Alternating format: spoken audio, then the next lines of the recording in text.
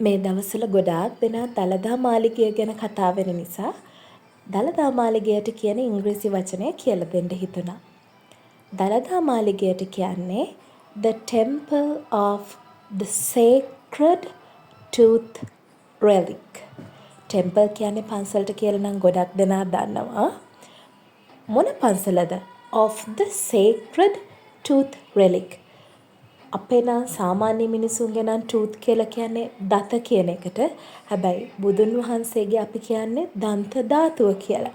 එතකොට දන්ත ධාතුව කියන එකට තමයි මෙතන ටූත් රෙලික්. රෙලික් කියලා කියන්නේ ධාතුව. එහෙම නැත්නම් කෞතුක වස්තුව, කෞතුක වටිනාකමක් සහිත ධාතුව කියන එකට. අපි ඉස්සරහින් sacred කියන adjective එක නාම විශේෂණයක් දානවා. sacred කියලා කියන්නේ පූජනීය, ගෞරවනීය, පූජනීය, ගෞරවනීය කියන එකට වඩා ඇත්තටම පූජනීය කියන තේරුම දෙන්න. එතකොට දළදා මාලිගයට කියන්නේ the temple of the sacred tooth relic.